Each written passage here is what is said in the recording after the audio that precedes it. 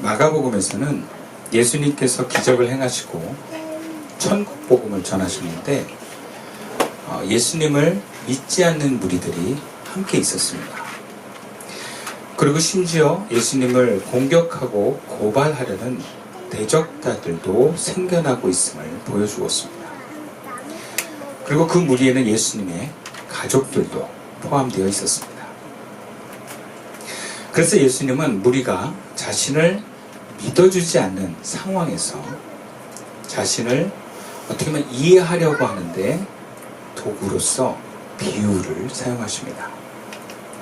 특히 자신을 공격하는 대적자들 앞에서 직접적인 충돌을 피하는 방법으로 비유를 이제 사용하시게 되었다고 볼 수 있습니다. 마가복음에서 나오는 그 첫 번째 비유가 우리가 잘 알고 있는 씨 뿌리는 사람의 비유입니다. 비유의 내용은 이렇습니다. 씨를 뿌리는 사람이 씨를 뿌리러 나갔는데 그가 씨를 뿌렸는데 덜어는 길가에 떨어지니 새들이 와서 그것을 쪼아 먹어버렸습니다. 그리고 또 일부는 흙이 많지 않은 돌짝밭에 떨어졌는데 그 흙이 깊지 않으니까 싹은 나왔는데 해가 뜨고 그 열기에 감당할 수가 없어서 타버리고 뿌리는 말라버렸다라고 합니다. 그리고 또 일부는 가시덤불 속에 떨어졌는데 가시덤불이 자라서 그 작물의 기운을 막아 작물이 자라기는 자랐지만 열매를 맺지 못하게 되었다라고 합니다. 근데 또 마지막 일부는 좋은 땅에 떨어져서 싹이 나고 잘 자라서 열매를 많이 맺었다. 근데 그 열매가 30배, 60배, 100배가 되었다라고 말씀하셨습니다. 그리고 이렇게 비유로 말씀하시고 나서 마지막에 이렇게 말씀하셨습니다. 9절 말씀이에요. 또 이르시되 들을 귀 있는 자는 들으라. 그러니까 예수님이 비유로 말씀하시고 비유를 해석하지 않고 들을 귀 있는 자는 들으라 라고 말씀을 마치신 거예요. 그리고 무리를 그냥 떠나버렸었어요. 사람들이 이게 뭐지? 막 이랬겠죠. 그래서 아마 이 예수님의 이 말씀을 비유만 듣고서는 아마 이렇게 사람들이 반응이 있었을 거예요. 첫 번째는 사람마다 다 각자 다르게 해석했을 겁니다. 여기서 말씀은 뭐 말씀이야 라고 하는 것도 있지만 여기서 씨앗은 말씀이라는 해석도 있지만 이 씨앗은 뭔가 우리에게 심겨진 어떤 마음일 거야. 이렇게 어떤 용맹한 마음일 거야. 뭐 이렇게 해석할 수도 있겠지. 그리고 이 까마귀는 뭘까? 이 까마귀는 로마 군인일 거야. 막 이러시면서 자기 상황에 뭔가 와닿는 것으로 해석을 했을 것입니다. 그러니까 저희 집에서도 우리 아이들에게 이거를 들려주고 이게 무슨 비유일까 했더니 해석이 좀 달라요. 예. 그러니까 사전에 이게 무슨 뜻인지 성경을 잘 모르는 사람들에게는 비유가 다양하게 해석될 수 있습니다. 그 두 번째 이 비유를 들었었던 특별히 예수님을 고소하려고 하는 대적자들은 이 비유를 가지고는 어떻게 예수님을 어떻게 할 수 없었을 거예요. 네, 비유만 가지고. 그렇다면 예수님의 제자들은 다 알아들었는가? 그렇지 않습니다. 그래서 예수님이 무리를 떠나고 홀로 계실 때, 왜 사람들이 다 있을 때 가면은 모양 빠지잖아요. 제자들도 해석을 못 해가지고 무슨 뜻이에요? 그러면 니들이 제자인데 이것도 몰라. 이런 모양 빠짐 때문에 그러는지 예수님 혼자 계실 때 물어보러 가는 거예요. 그래서 제자들을 포함해서 정말 궁금한 사람들이 예수님께 그 비유에 대해서 묻습니다. 이게 무슨 뜻입니까? 우리에게 해석해 주세요. 그러자 예수님이 해석한 내용이 본문 10절부터 20절까지의 말씀입니다.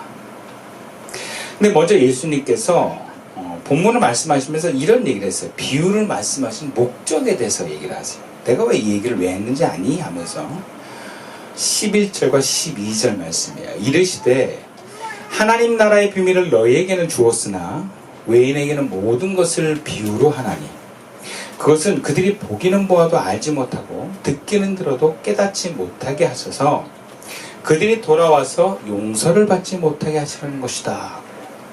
이건 좀 놀라운 얘기입니다. 그 마지막 문장에서 이런 내용이 있어요. 그들이 돌아와서 용서를 받지 못하게 하려고 내가 비유로 얘기했어. 좀 세지 않습니까?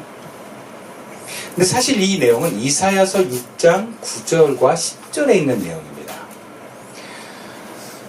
이사야서 6장 9절과 10절 말씀을 제가 읽어드리겠습니다. 여호와께서 이르시되 가서 이 백성에게 이르기를 너희가 듣기는 들어도 깨닫지 못할 것이요 보기는 보아도 알지 못하리라 하여 이 백성의 마음을 둔하게 하며 그들의 귀가 막히고 그들의 눈이 감기게 하라. 염려하건대 그들의 눈으로 보고 귀로 듣고 마음으로 깨닫고 다시 돌아와 고침을 받을까 하노라 하시기로.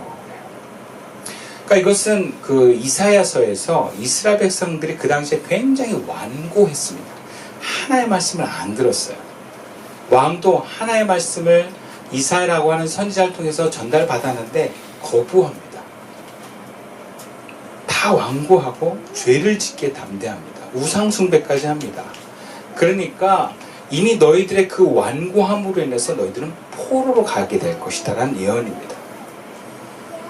그래서 그런 백성들의 의도적인 완고와 진리를 알고 하나님을 경외하고 하나님의 뜻을 알려고 하는 게 아니라 그저 하나님과 상관없이 자기만 생각하는 그 완고함 속에서 이사야가 한 말씀은 너희들이 결국에는 그 완고함 때문에 심판을 받을 것이다 라고 하는 예언이에요.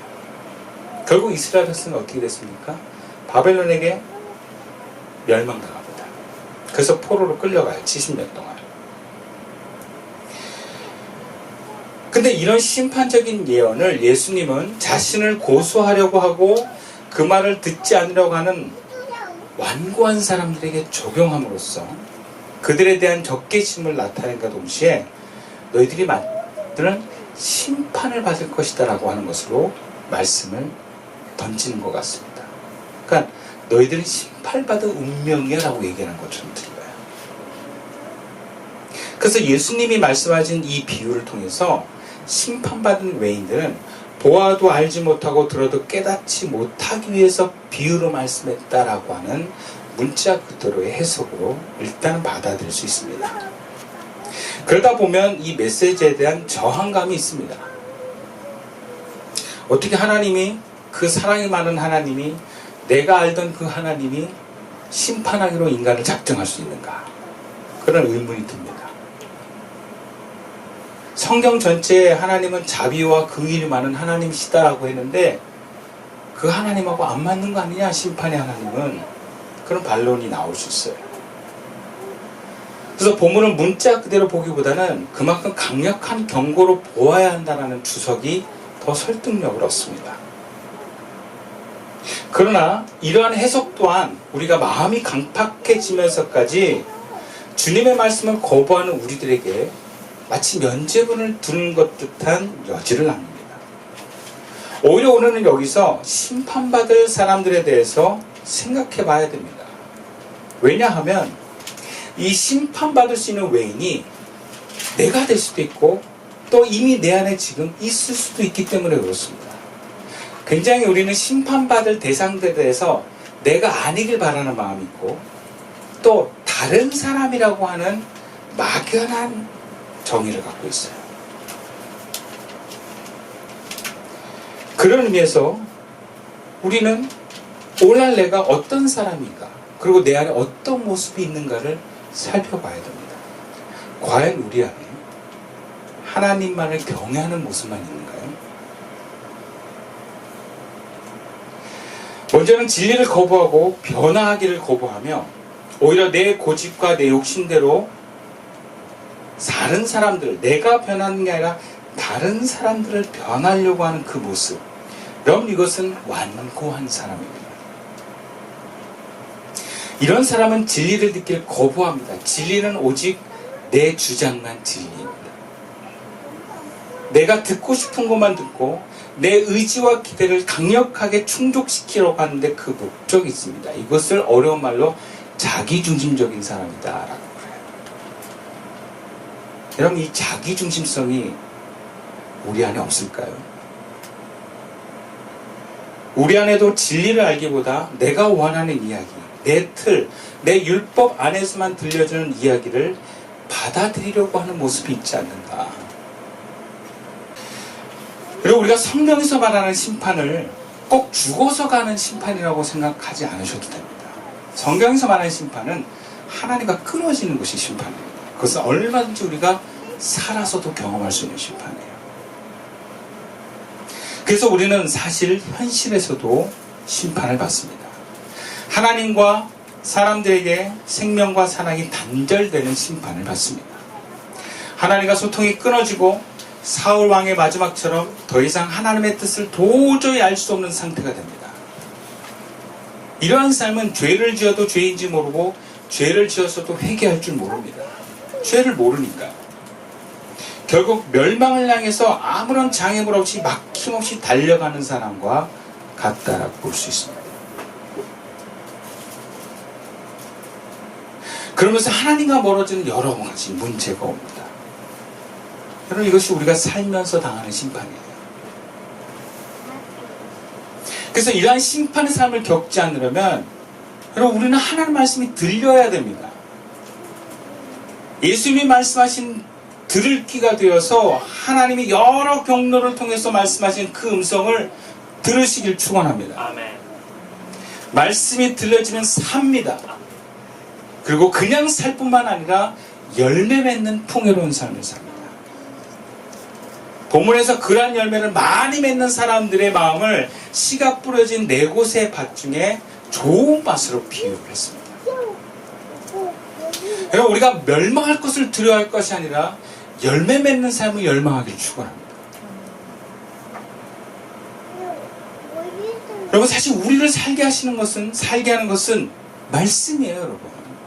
우리를 복되게 하고 열매 맺는 풍성한 삶이 하는 것은 말씀입니다. 내 의지가 아니에요. 또 무슨 행운이 아닙니다. 인기가 아니에요. 씨앗비를 통해서 우리에게 말씀하시는 것은 밭이 씨앗을 키우는 것이 아니라 씨앗이 심겨지면 그 씨앗이 스스로 자라는 것을 얘기합니다. 우리는 그 씨앗이 잘 자라도록 마음에 담는 것이 우리 역할이에요. 열매 맺는 것은 밭의 역할이 아니고 씨앗이 하는 것입니다. 씨앗이 밭의 양분을 빨아들이고 씨앗이 줄기를 자라게 하고 씨앗이 잎을 내고 열매를 낳는 거예요. 밭이 하는 게 아니에요. 밭은 씨앗이 요구한 것을 갖춰주는 것뿐입니다. 즉 우리는 말씀만 받지만 말씀이 잘 받아들여지면 말씀이 우리를 자라게 합니다. 말씀이 우리를 변화시킵니다. 말씀이 우리를 구원합니다. 여러분, 물론 하나님의 말씀이 성경 안에만 있는 건 아니에요. 근데 어느 순간 이 성경 말씀이 믿어지고 그 말씀이 내 안에서 작동하도록 심겨지는 순간이 있다면 분명 그 말씀은 우리를 움직이고 용기를 주고 변화시킬 줄 믿습니다. 아멘. 여러분, 우리에게 중요한 것은 나를 움직이고 그 살아있는 말씀이 나에게 지금 들려지느냐 하는 것입니다. 여러분, 생각보다 사람들이 되게 능력 있고 잘생기고 일 잘한다 그러잖아요. 사회에 나가보세요. 정말 자기 한계에 부딪힙니다. 막다른 골목에서 좌절할 일이 반드시 옵니다. 그러면서 오는 고백이 뭐냐? 아, 나는 아무것도 아니다. 나는 별거 아니다. 그러니까 뭔가 유학 같다고 공부 잘하고 좋은 환경에서 자라도요, 내 힘으로 삶을 살아나간다는 거 쉽지 않습니다. 사람들이 가끔 위대한 사람이다, 성공한 사람이다 띄우잖아요. 그 사람 혼자 힘이 아니에요. 누군가의 도움이 있었고 하늘의 어떤 때를 만났고 다 여러 가지가 작동하면서 이루어진 것입니다. 성공한 사람일수록 사람들이 겸손합니다. 그래서 아는 거예요.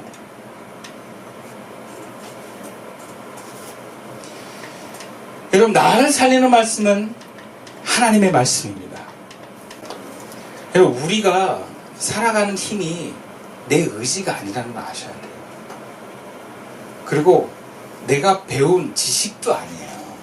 내가 어느 학교에서 배웠다, 내가 얼마나 외국 가서 배웠다, 이게 아니에요. 그렇다고 내가 어떤 외모, 잘생김도 아닙니다. 살아보면 그게 아무것도 아니에요. 정말 나를 살아가게 하고 우리를 만족시키는 힘은 우리에게 심겨진 하나님의 말씀이라는 걸 믿으십시오. 아멘. 그리고 나를 살리는 이 말씀은 성경 말씀과 설교 말씀뿐만 아니라 우리 삶의 비유로도 많이 들려집니다. 그래서 성경 말씀을 통해, 목사님의 설교를 통해, 또 이장님들의 권면을 통해, 내 주변에 하나님과 연결된 사람을 통해서 들려지는 말씀들 모두가 우리를 살립니다, 여러분. 힘을 줍니다. 이 사건을 통해서 주시는 하나님의 말씀을 우리가 들을 수 있다면 분명 우리는 하나님의 기뻐하시는 하나님의 능력이 나타나는 열매 맺는 인생이 될 줄로 믿습니다. 그리고 우리 삶의 핵심은 비유가 있느냐 없느냐가 아니라 그 비유와 가까운 하나님의 말씀들이 내가 들려지느냐에 있습니다. 그러니까 귀가 열리느냐에 있어요. 하나님의 말씀을 안 하시는 게 아니라 그 말씀을 우리가 들을 수 있느냐라는 것이 중요하다는 거예요. 하나님의 말씀을 하시는 분이세요. 우리가 못 들어서 그렇지. 들을 마음이 없어서 그렇지. 그래서 예수님은 이 말씀을 듣고 열매 맺는 사람을 향해서 귀 있는 자는, 들을 귀 있는 자는 들으라 하십니다. 들을 귀 있는 자. 성경을 읽어도 성경은 영적인 책이라 들을 귀가 없으면 성경을 많이 읽어도 소용이 없습니다. 성경도 사건도 다른 사람을 통한 메시지도 들을 귀가 있는 사람에게만 의미가 있습니다. 그럼 제 설교와 우리 교회 성경 공부 말씀을 통해서 또 만나 기도를 통해서 얼마나 많은 하나님의 메시지가 들어가는지 몰라요, 성도들에게. 정말 많은 성도들의 삶이 변했습니다. 그러나 그 변한 모든 성도가 끝까지 우리 교회에 남아있는 건 아니에요. 어느 순간에는 말씀 듣기를 거부하고 떠나는 경우도 많이 있었어요. 그래서 우리에게 중요한 건 들을 귀입니다. 그리고 더 중요한 건 지금도 들을 귀를 가지고 있느냐라는 거예요.